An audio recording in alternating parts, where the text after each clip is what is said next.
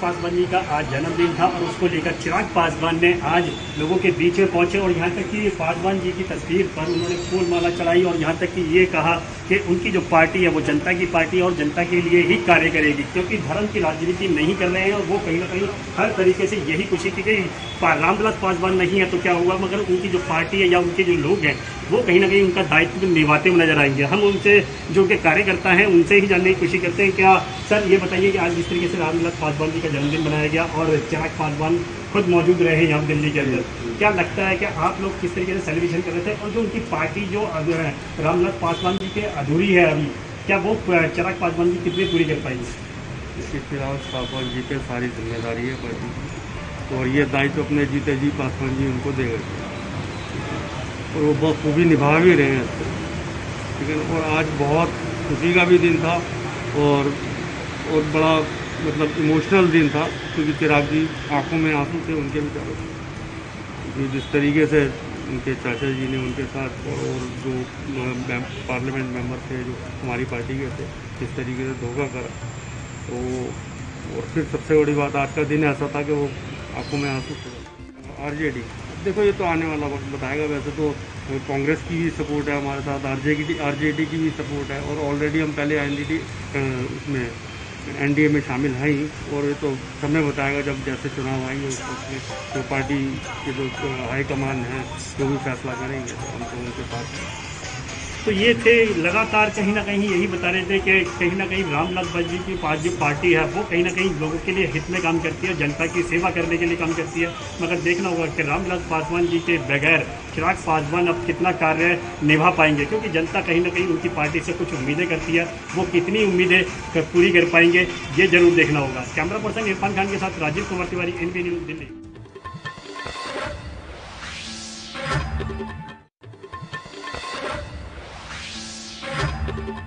दलहन पर stock limit लागू किए जाने का विरोध अब इंदौर में भी व्यापारी संघों द्वारा जोर पकड़ चुका है और इसी कड़ी में आज इंदौर पर बात करें तो जहां केंद्र सरकार द्वारा दलहन पर जो स्टॉक लिमिट लगाई गई है कि 100 क्विंटल से ज़्यादा जो है स्टॉक लिमिट नहीं की जा सकती व्यापारियों द्वारा, ऐसे में अब केंद्र सरकार के खिलाफ व्यापारी संघों ने और जो दलहन व्यापारी संघ है उन्होंने विरोध चालू कर दिया है और जिसको देखते हुए आज इंदौर में भी व्यापार पूरी तरह से बंद रहा। और इंदौर की अगर छावनी मंडी और लक्ष्मीबाई अनाज मंडी की बात करें तो व्यापारियों ने पूरी तरह से अनाज मंडी को बंद रखी।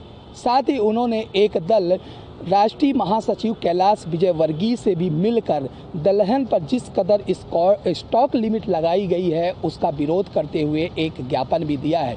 वहीं भाजपा के राष्ट्रीय महासचिव कैलाश विजयवर्गीय ने हालांकि केंद्र सरकार के मंत्रियों से इस विषय पर चर्चा करके जल्द उनकी निराकरण करने की बात भी कही है। केंद्र सरकार द्वारा जिस कदर दलहन पर स्टॉक लिमिट लगाई गई है, ऐसे में व्यापारियों का और व्यापारी संघ के जो अध्यक्ष हैं उनका कहना है कि मसूर के अलावा जो दलहनों पर मूल्य समर्थन के नीचे भी इन्हें बेचा जा रहा है, जिसको देखते हुए अगर स्टॉक लिमिट जिस कदर लगाई गई है उससे कहीं ना कहीं व्यापारियों का नुकसान है और जो कि पूरी तरह से किसी तरह भी यह लीगल नहीं है। और इसका विरोध करते उन्होंने आज यानी कि 5 जुलाई और 6 जुलाई यानी 2 दिन के लिए सोमवार और मंगलवार को पूरी तरह से अनाज मंडी बंद रखी, जहां पर पूरी तरह से आज व्यापारिक गतिविधियां बंद रही और स्टॉक लिमिट जिस कदर केंद्र सरकार द्वारा लगाई गई है उसका विरोध करते हुए इस स्टॉक लिमिट को हटाने की भी मांग की है। बहरहाल अब ये देखने वाली बात होगी कि जिस कदर आज और कल यहाँ पर अनाज मंडियों को व्यापारिक संघों द्वारा बंद रखा गया है और जिस कदर उन्होंने कैलाश विजयवर्गीय से भी मुलाकात कर अपनी समस्याएं बताई हैं, अब इस पर केंद्र सरकार की द्वारा क्या इस स्टॉक लिमिट को जो लगाया गया है दलहनों पर उसे हटाया जाता है या फिर नहीं। ANB न्यूज़ के लिए वीडियो जर्नलिस्ट अनिल चौधरी के साथ गणेश तिवारी।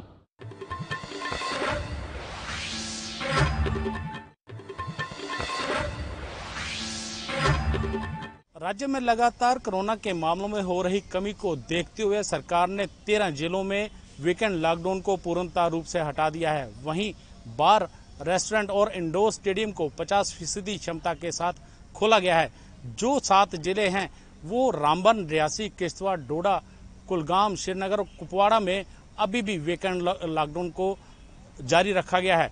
इन जिलों में अभी भी शनिवार और रविवार को वीकेंड लॉकडाउन रहेगा। Ravindra Kumar Shrivastava, ANB news, Jammu.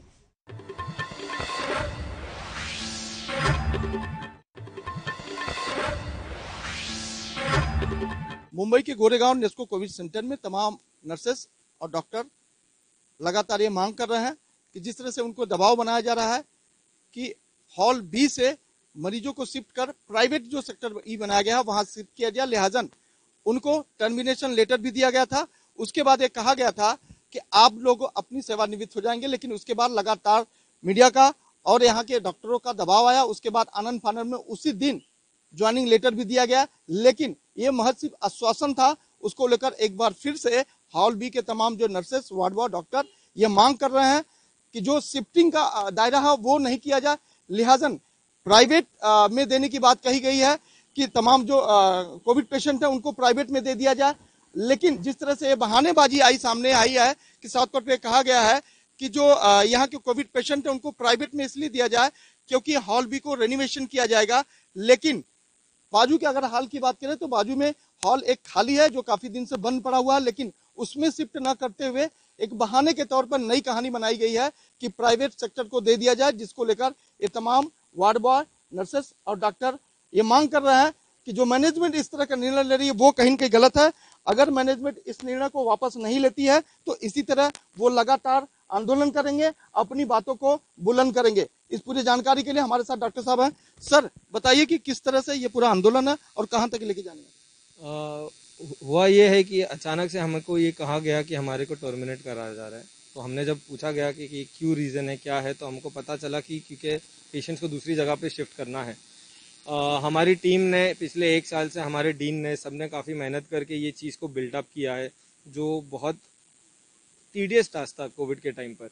और 1 साल होने के बाद सडनली जब ओवरनाइट हमारे को टर्मिनेट किया गया, एंड रीज़न भी हमारे को ये बताया गया कि ये हॉल बी जो है उसको रेनोवेशन में डालना है।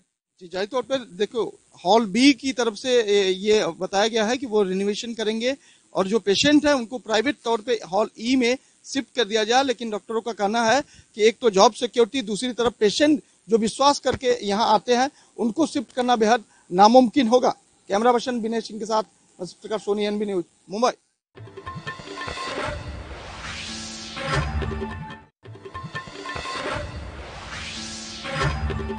जिला रामपुर की तहसील टांडा के मोहल्ला मरघटी में ग्रीन सिटी हॉस्पिटल में एक जच्चा बच्चा की मौत हुई है, जिसमें कि पूरी चर्चा का विषय है कि जच्चा की मौत होने के बाद भी प्रशासनिक अधिकारियों ने अभी तक कोई कार्रवाई नहीं की है। आखिरकार देखने वाली बात ये होगी कि कुकुर मुत्तों की तरह ये अस्पताल पनप रहे हैं। तहसील स्वार और रामपुर के अंदर आए दिन मौतें होती रहती है, उसके बाद भी प्रशासनिक अधिकारी, स्वास्थ्य विभाग आके कार्रवाई करता है, लेकिन कार्रवाई के बाद 2-3 दिन बाद में ही वो अस्पतालों को खोल लिया जाता है। आखिरकार कब तक ये फर्जी अस्पताल संचालक जो है जिंदगियों से खिलवाड़ करते रहेंगे? अब देखने वाली बात ये होगी कि इस पर कोई स्वास्थ्य विभाग कार्रवाई करता है या नहीं करता है। आगे की कार्रवाई किस तरीके से करेंगे या नहीं करेंगे, चर्चा का विषय ये बना है। स्वार टांडा के अंदर की महिला की मौत हो जाने के बाद भी स्वास्थ्य विभाग की तरफ से अभी तक कोई कार्रवाई नहीं की गई है। ANB न्यूज के लिए रवि सैनी, रामपुर।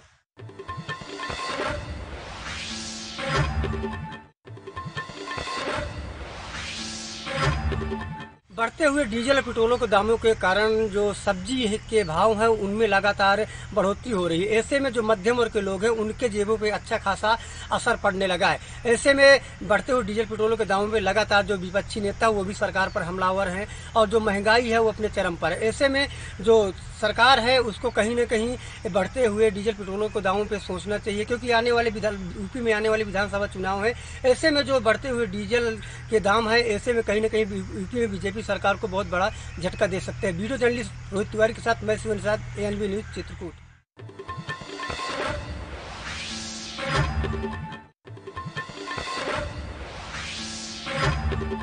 सरकार जहां एक तरफ कोरोना वैक्सीनेशन को लेकर लोगों को जागरूक कर रही है। कोरोना के जो प्रोटोकॉल हैं उनके बारे में शासन प्रशासन लगातार जागरूक कर रहा है। वहीं पर एक अमेठी के मुख्यालय गौरीगंज स्थित जो है आरटीओ ऑफिस में अलग ही नज़ारा देखने को मिला है। यहाँ पर जो है आरटीओ में जो है लाइसेंस के लिए या अन्य कारणों के लिए जो है यहाँ पे जो देखा जा रहा है कि इतनी भीड़ लगी हुई है, लोग लाइन लगा के बिना मास्क के, कोरोना की कोई भी गाइडलाइन का पालन नहीं कर रहा है, सोशल डिस्टेंसिंग का पालन नहीं कर रहा है, लोग एक के ऊपर एक चढ़े हुए हैं। ऐसे में जो है कोरोना को ये लोग जो है एक तरह से दावत दे रहे हैं, जबकि कोरोना के अगर बात करें अमेठी जनपद में अभी तक जो है सिर्फ 24 मामले ही बचे हुए हैं। तो कहीं ना कहीं कोरोना को लेके जो लोगों में जागरूकता है वो यहाँ पे देखने को नहीं दिखाई पड़ रही है, और ऐसे में यहाँ पे प्रशासन भी एकदम से निष्क्रिय नज़र आ रहा है। कहीं ना कहीं जो है लोगों में जो है कोरोना का भय जो है ख़त्म होता नज़र आ रहा है। तो जिस प्रकार से ये लापरवाही देखी जा रही है, कहीं ना कहीं ये आने वाली जो थर्ड स्टेज है कोरोना की, वो उसके लिए ये भयावह ही साबित होने वाली है। फिलहाल अब ये देखने वाली बात होगी कि आखिर जागरूकता कैसे आती है लोगों में, और ऐसे में जो है सोशल डिस्टेंसिंग का किस प्रकार से पालन जो है यहाँ का प्रशासन करवाता है। फिलहाल ये आने वाला वक्त ही बताएगा। कैमरामैन संजय यादव के साथ राजकुमार Jaiswal, ANB news, Amethi.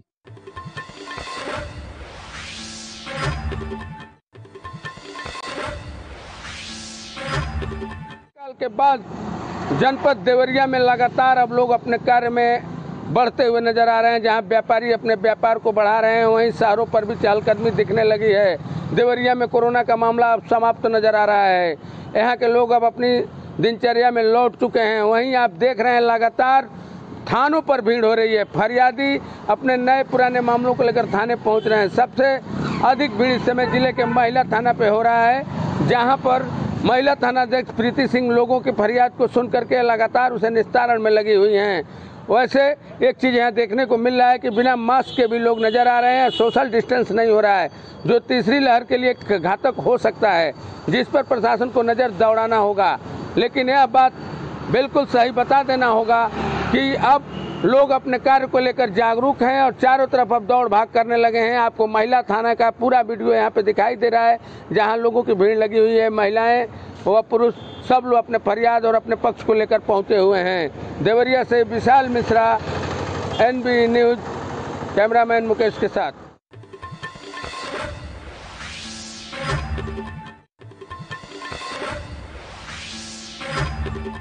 River front घोटाले में CBI ने उत्तर प्रदेश के कई जगहों पर आज एक साथ छापेमारी की है। इसी क्रम में आज मेदावल के विधायक राकेश सिंह बघेल के गोरखपुर निवास पे भी CBI ने छापा मारा है। लगातार 2 घंटे छापेमारी की कार्रवाई चल रही है। फिलहाल अभी कोई कुछ भी बोलने से बच रहा है। बात करें इस घोटाले में तो इनके भाई का नाम भी सामने आया था, जो रिवर फ्रंट में एक बड़े पद पर तैनात हैं। फिलहाल अभी कोई भी अधिकारी कुछ भी बोलने से बच रहा है। जाँच के बाद ही कुछ बताया जा सकता है। ANB न्यूज़ के लिए गोरखपुर से गोविंद कुशवाहा।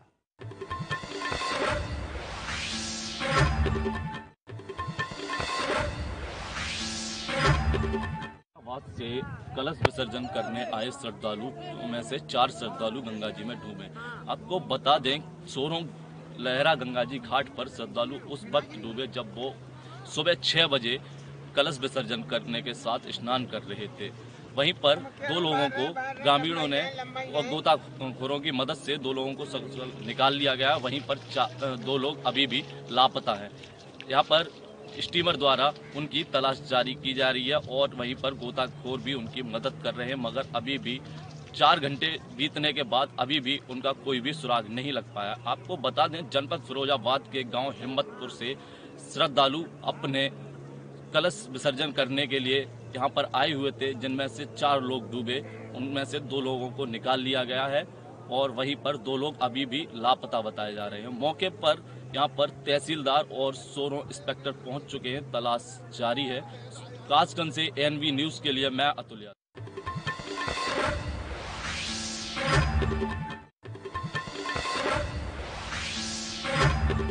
उत्तर प्रदेश सरकार ने प्रदेश को हरा भरा बनाए रखने के लिए पूरे प्रदेश में 25 करोड़ पौधे लगाए जाने का लक्ष्य रखा है, जिसको लेकर के पूरे प्रदेश में वृक्षारोपण का कार्य तेजी से चल रहा है। अगर बात की जाए रायबरेली की, तो यहाँ भी वृक्षारोपण का कार्य तेजी से चल रहा है।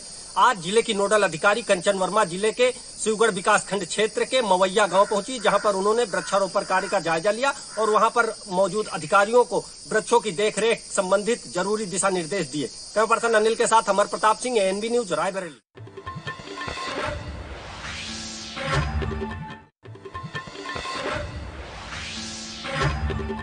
आज से महाराष्ट्र विधानसभा सत्र की शुरुआत हुई है। विपक्ष महाविकास आघाड़ी सरकार पर पूरी तरह से हावी है। सचिन वाजे से लेकर महाराष्ट्र के पूर्व गृह मंत्री अनिल देशमुख के ऊपर जिस तरीके से आरोप लगे थे, उसे विपक्ष लेकर सदन में हंगामा शुरू कर दिया। वहीं दूसरी तरफ मुस्लिम आरक्षण को लेकर प्रकाश अंबेडकर की बहुजन वंचित आघाड़ी पार्टी ने मुंबई के आजाद मैदान में कार्यकर्ताओं के साथ जोर शोर से मुद्दे को उठाया और हंगामा शुरू कर दिया। घटनास्थल पर पहुंची पुलिस ने आजाद मैदान से इन मुस्लिम कार्यकर्ताओं को और आरक्षण की मांग करने वाले लोगों को गिरफ्तार किए, तो वहीं दूसरी तरफ सदन में 2 बार कार्रवाई स्थगित करनी पड़ी। तीसरी बार कार्रवाई जैसे शुरू हुई, बीजेपी के कई विधायक स्पीकर के पास पहुंच गए और जोर जोर से नारेबाजी करने लगे। कई बार मना करने और चेतावनी के बावजूद भी विपक्ष वहां से हटने को तैयार नहीं था, जिसके बाद स्पीकर ने बीजेपी के 12 जो विधायक हैं उन्हें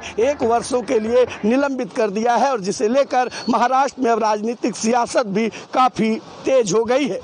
एएनबी न्यूज के लिए मुंबई से मुरारी सिंह।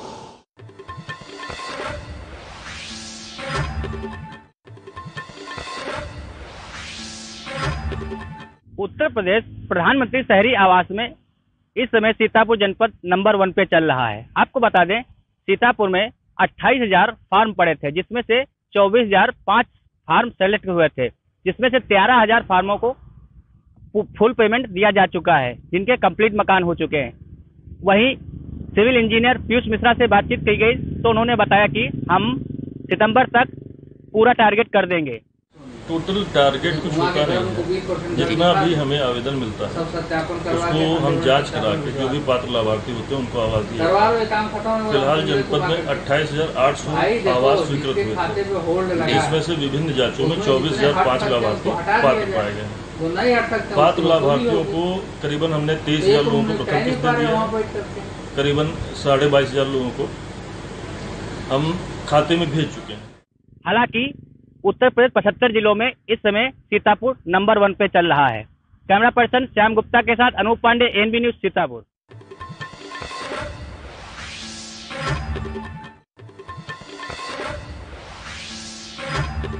पुलिस अधीक्षक डॉक्टर यशवीर सिंह व अपर पुलिस अधीक्षक राकेश सिंह जनपद जालौन को लगातार क्राइम फ्री करने की कोशिश कर रहे हैं। वहीं जनपद जालौन में क्राइम रुकने का नाम नहीं ले रहा है। वहीं आपको बता दें कि जनपद जालौन के कोठौन थाना क्षेत्र के मड़ोरा गांव में एक वृद्ध महिला की नुकीली धारदार से हत्या कर दी। वहीं स्थानीय निवासियों के मुताबिक महिला के पास सुपरमैन का पैसा आया था, जो कि अनुमान लगाया जा सकता है कि इस पैसों को लेकर यह हत्या की गई हो, लेकिन पता तो तब चलेगा जब पुलिस प्रशासन इस मामले का खुलासा करेगी। वहीं पुलिस प्रशासन को जैसे ही इस मामले की सूचना लगी तत्काल मौके पर पहुंच गई है। वहीं अपर पुलिस अधीक्षक ने बताया कि इस मामले में लगातार टीमें लगाई गई हैं, जल्द से जल्द आरोपियों को गिरफ्तार किया जाएगा। वहीं जल्द से जल्द इस मामले का खुलासा किया जाएगा। थाना हदरुक क्षेत्र के गांव मड़ोरा की घटना है। आज सुबह पुलिस को जानकारी हुई है, विद्यावती हैं करीब 70 साल की। इनके गले पे दोनों तरफ किसी शार्प नुकीली चीज़ से इनका मर्डर किया गया है। अनुमानित समय आधी रात के लग रहा है, वो पीएम के बाद पता चलेगा। इनके 2 लड़के थे, एक लड़का तो और उसकी वाइफ एक्सीडेंट में गुजर गए। 2 छोटे छोटे बच्चे हैं इनके, राघवेंद्र और देवेंद्र, 10 साल 12 साल के। गांव में ही इनकी एक मौसी भी रहती थी, इनकी बड़ी बहन थी, वो भी गुजर गई हैं। ANB news Mahangrajpur Jalaun.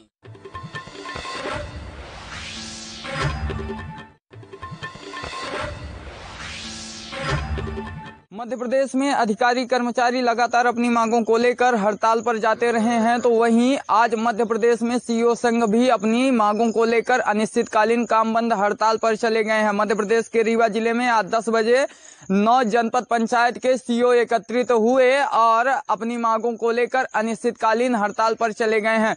CO संघ की मांग है कि उनके एक साथी जो कि खरगोन के भीकन गांव में पदस्थ थे, राजेश बहेती, जिनकी आत्महत्या उन्होंने कर लिया था। सीओ संघ की मांग है कि जांच की जाए और दोषी व्यक्तियों के ऊपर आपराधिक धाराएं पंजीबद्ध करके कड़ी से कड़ी सजा दी जाए।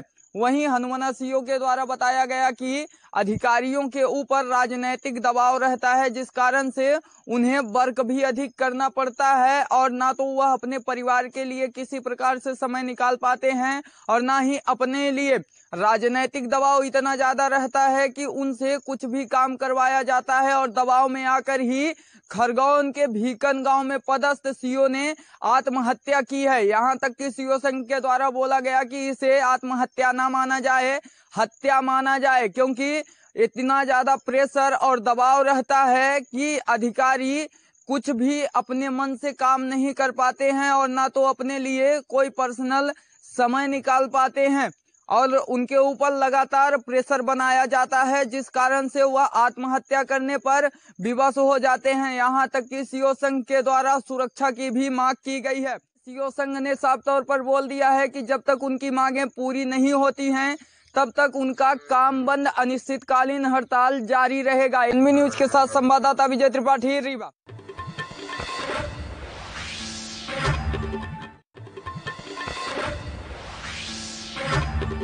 उत्तर प्रदेश के पूर्ववर्ती सरकार समाजवादी पार्टी की सरकार में अखिलेश यादव के dream project Gomti river front घोटाले के मामले में आज पूरे देश भर में कई जगहों पर छापेमारी हुई। रिवर फ्रंट घोटाले में सीबीआई की जबरदस्त रेड आज सवेरे से ही देश के कई राज्यों समेत उत्तर प्रदेश के कई बड़े जिलों में हुई। अगर हम बात करें तो सीबीआई लखनऊ की एंटी करप्शन विंग ने रिवर फ्रंट घोटाले में करीब 190 लोगों के खिलाफ एफआईआर दर्ज की थी, जिसमें उत्तर प्रदेश के लखनऊ के अलावा नोएडा, गाजियाबाद, बुलंदशहर, रायबरेली, सीतापुर, इटावा, आगरा में और गोरखपुर में चल रही छापेमारी की कार्रवाई को आज पूरी तरह से अंजाम दिया गया। फिलहाल अभी कोई भी इसमें कुछ बोलने से बच रहा है। सीबीआई की छापेमारी जारी है और अभी ताज़ा मामला सामने आया है कि मेहदावल से भारतीय जनता पार्टी के विधायक राकेश सिंह बघेल के भाई का नाम भी रिवर फ्रंट घोटाले में सामने आया था, जिनके गोरखपुर आवास पर आज सीबीआई ने सवेरे से ही छापेमारी की है। बताते चलें कि अखिलेश यादव के महत्वाकांक्षी प्रोजेक्ट में एक प्रोजेक्ट गोमती रिवर फ्रंट था, जिस पर शुरुआती दिनों में ही भ्रष्टाचार के आरोप लगे थे और वो भ्रष्टाचार इतना लंबा चौड़ा था कि अपने सरकार में खुद अखिलेश कई सवालों में घिर गए थे। बहरहाल उत्तर प्रदेश में सरकार बदली, उत्तर प्रदेश में योगी आदित्यनाथ की अगुवाई वाली सरकार आई और योगी आदित्यनाथ की सरकार ने तब इस पूरे मामले को सीबीआई के हवाले कर दिया। सीबीआई ने आज पश्चिम बंगाल और राजस्थान के अलावा उत्तर प्रदेश के कई बड़े शहरों में छापेमारी की है और लोगों से पूछताछ की जा रही है। जाहिर सी बात है कि इस पूरे प्रकरण के बाद सीबीआई जो चार्जशीट दाखिल करेगी उसमें सपा के कई बड़े नेताओं का नाम भी सामने आएगा।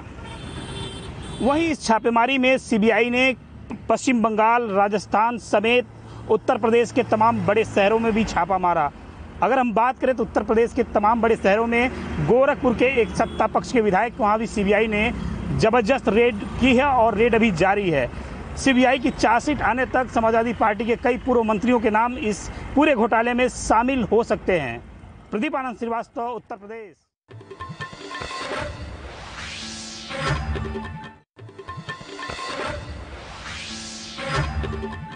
एक और प्रदेश सरकार जन स्वास्थ्य और जनहित के मद्देनजर पौधारोपण को लेकर पूरी तरीके से सक्रिय है, वहीं दूसरी ओर वन विभाग सरकार के मंसूबों पर पानी फेरने पर आमादा है। इसका जीता जागता एक सबूत यहाँ देखने को मिला।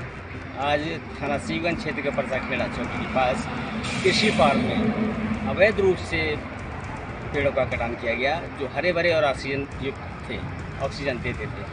आपको बताते चले कि कल ऊर्जा मंत्री, प्रभारी ऊर्जा मंत्री श्रीकांत का बरेली आगमन हुआ था और प्रेस कॉन्फ्रेंस में उन्होंने वृक्षारोपण को लेकर कई तरीके के उन्होंने सरकारी योजनाओं को खुलासा किया।